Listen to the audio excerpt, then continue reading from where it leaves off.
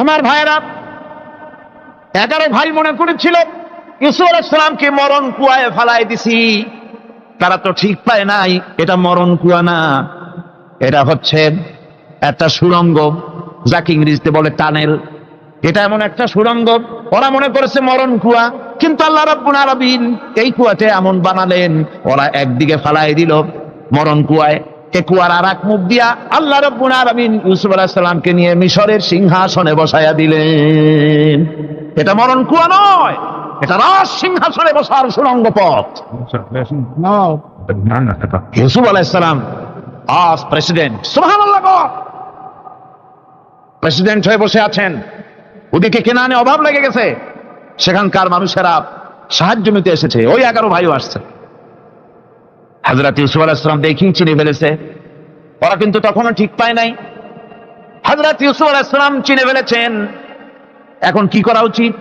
সবগুলাকে ঠ্যাং উপরের দিকে উঠাইয়া তারপরে সমানে ধোলাই দেওয়াইতেও স্বাভাবিক ছিল, আমাদের মতো মানুষ হইলে, ঠিক কিনা? ঠিক তো বলবেনি, অভ্যাস তো এটাই। হযরত ইউসুফ আলাইহিস সালাম তাদের সামনে পরিচয় দিলেন। তারা যখন বুঝতে পারল, লজ্জায় তাদের মাথা হেট হয়ে গেল। হযরত তার এক তো লজ্জা, আর 2 নম্বরের ভয়, জান নিয়া কেনানে কেউ ফিরে যেতে পারবো না। এখন অবস্থা হয়েছে যে জীবনই যায় নাকি এখানে। হযরত ইউসুফ আলাইহিস সালাম ভাইদের এই করুণ দুরবস্থা বুঝতে পারলেন, বুঝে চরম ধৈর্য ধরে তিনি কি বললেন? তিনি বললেন, লা তাসরিবা আলাইকুমুল ইয়াউম। ও ভাইরা, তোমাদের বিরুদ্ধে আমার কোনো পাপ নাই, দুঃখ নাই, বিদ্বেষ নাই, হিংসা নাই, আল্লাহর রাস্তে মাফ করে দিলাম। আল্লাহু আকবার, সুবহানাল্লাহ। এর নাম পয়গম্বর। এর নাম কি? পয়গম্বর। কিসের লেনিন, কিসের মার্কস? জওয়ানেরা, ভুল পথে মানুষ চলেছিল, আলহামদুলিল্লাহ আল্লাহ এগুলারে ডাস্টবিনে ফালাই দিছে। কারণ আলহামদুলিল্লাহ, আলহামদুলিল্লাহ। পয়গম্বর কারে বলে? কারে বলে পয়গম্বর? কি চরিত্র! রাসূল করিম সাল্লাল্লাহু আলাইহি ওয়াসাল্লাম, তাকে একজন সাহাবী বলছিলেন, হুজুর বলছেন এই কামটা করলা না কেন? সাহাবী বললেন, হুজুর আপনি যদি চোখের ইশারায় বলতেন মুখ দিয়ে না কইয়া, তাও তো আমি কামটা করে ফেলতাম, আমি তো বুঝি নাই। হুজুর বললেন, চোখের ঠারে ঠারে কাজ করা নবুয়তের শান নয়। আল ওয়াদুহু ওয়াস সারাহা, নবীরা যা করেন তা ডাইরেক্ট, কোনো বক্রতা নাই, স্পষ্ট কথা। আমার ভাইরা, হযরত ইউসুফ আলাইহিস সালাম বিনিয়ামিনকে কাছে নিয়ে পরিচয় দিলেন তার ভাইদের সামনে। কোরআনে কারীম বলছে, ক্বালা আনা ইউসুফ ওয়া হাদা আখি قد من الله علينا إنه من يتقي ويصبر فإن الله لا يضيع أجر المحسنين। আমি ইউসুফ, আর এই হচ্ছে আমার ভাই। আল্লাহ আমাদের উপর ইহসান করেছেন। প্রকৃতপক্ষে যারা আল্লাহকে ভয় করে এবং সবর এখতিয়ার করে, আল্লাহ এভাবে তাদেরকে, তাদের আমলকে নিষ্ফল হতে দেন না। আমার এই জামাটা নিয়ে যাও। হযরত ইয়াকুব আলাইহিস সালাম, কলিজার টুকরা সন্তান ইউসুফ আলাইহিস সালামের বিরহ যন্ত্রণায় ছেলেকে কতদিন দেখে না, কাঁদতে কাঁদতে চোখ দুটো অন্ধ হয়ে গেছে। মিশর থেকে কেনানের দিকে জামা রওনা হয়েছে। কোথায় মিশর, কোথায় কেনান? জামা যখন রওনা হয়ে গেছে, হযরত ইয়াকুব বলতেছেন, আমি যেন আমার ইউসুফের গন্ধ নাকে পেতেছি। জামা চলে এলো, চোখের উপরে রাখলেন, আল্লাহ রাব্বুল আলামিন তাকে চক্ষুষ্মান বানায়া দিলেন। ভাইরা আমার, পয়গম্বরেরা সবর করে গোটা দুনিয়ার মানুষের সামনে দৃষ্টান্ত সেট করেছে সবর কারে হয়।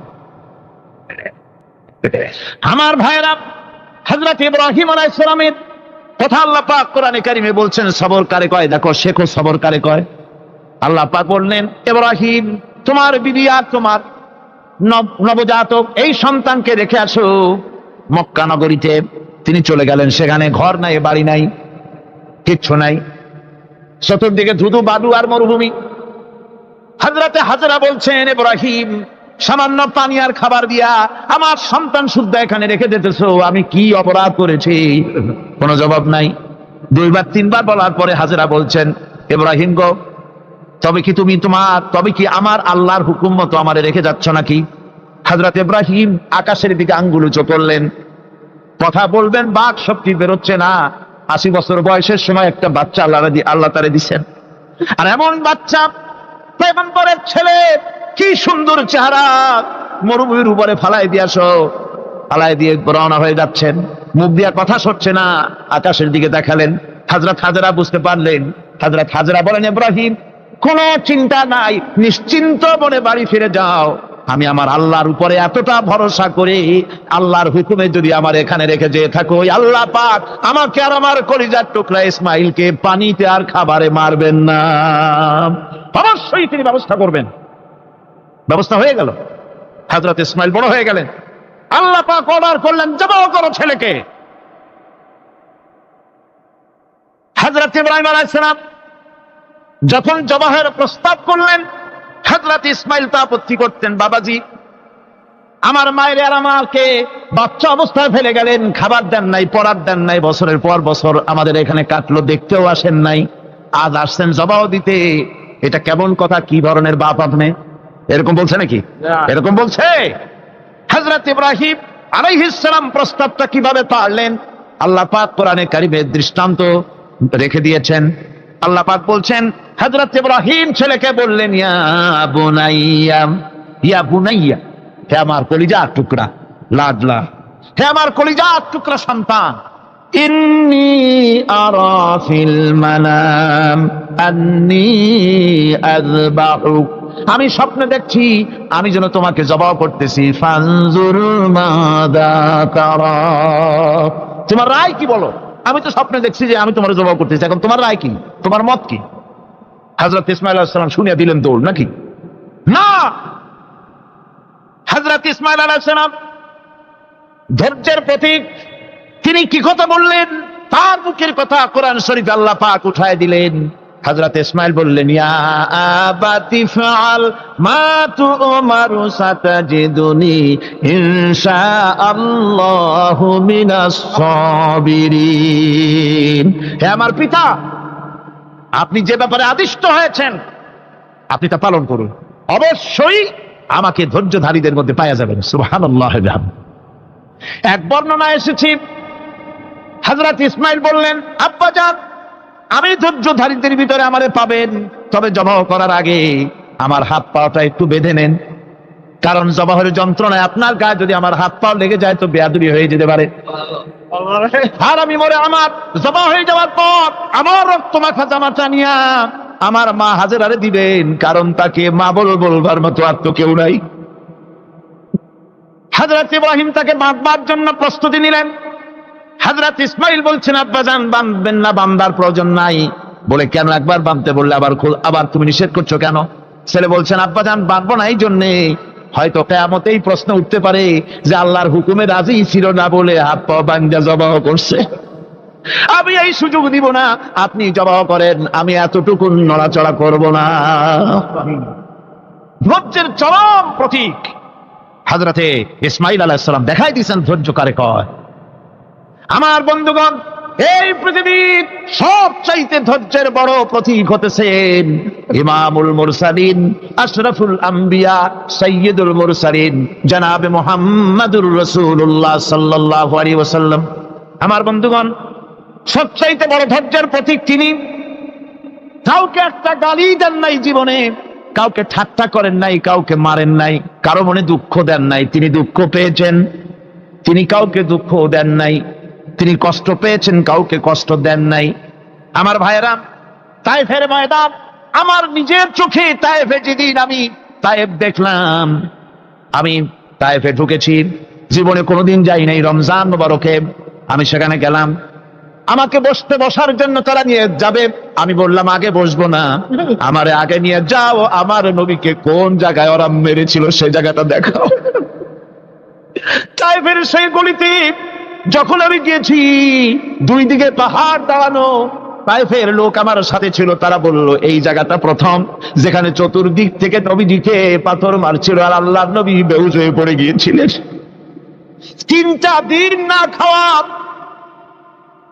হযরতে খাদিজা নাই, আবু তালিব নাই, মক্কায় জায়গা নাই পা রাখার। নবীজি 3টা দিন ঘুরলেন। নেতারা বলল, তুমি যদি নবী হবে তো এতিম হলে কেন? আল্লাহ নবী বানাবার জন্য কি একটা ধনী মানুষ পায় নাই? তোমার মতো এতিম আর গরিবের নবী বানাইলো কেন? আল্লাহ নবী 3 দিন পর যখন দেখলেন কেউ দাওয়াত শোনে না, কেউ মানে না, কেউ গ্রহণ করে না, তখন তিনি নেতাদের অনুরোধ করলেন, ঠিক আছে দাওয়াত তো কবুল করলে না, তবে একটা কাজ করো, অন্তত আমি যে তায়েফে আসছিলাম এই খবরটা মক্কায় দিও না, ওরা আরো অত্যাচার বাড়ায় দেবে। এই কাফিরগুলি খবর তো মক্কায় পাঠালো, আর সমস্ত যুবকদেরকে লেলিয়ে দিল। যুবকেরা চতুর্দিকে দাঁড়াইছে, রাসূলকে পাথর মারা শুরু করে দিল। আমি যখন রেল লাইনের থেকে হাঁটি, যখন রেল লাইন কোনো সময় দেখি, রেলের পাথরগুলি, রেল লাইনের পাথরগুলি দেখলে আমার মাথায় যেন কেন তাইফের কথা বলে এসে যায়। আরে মানুষের গায়ে পাথর মারলে কি অবস্থার সৃষ্টি হয়! পাথর নূরের শরীর, রহমতের শরীর, কিটি কিটি রক্ত ঝরছে।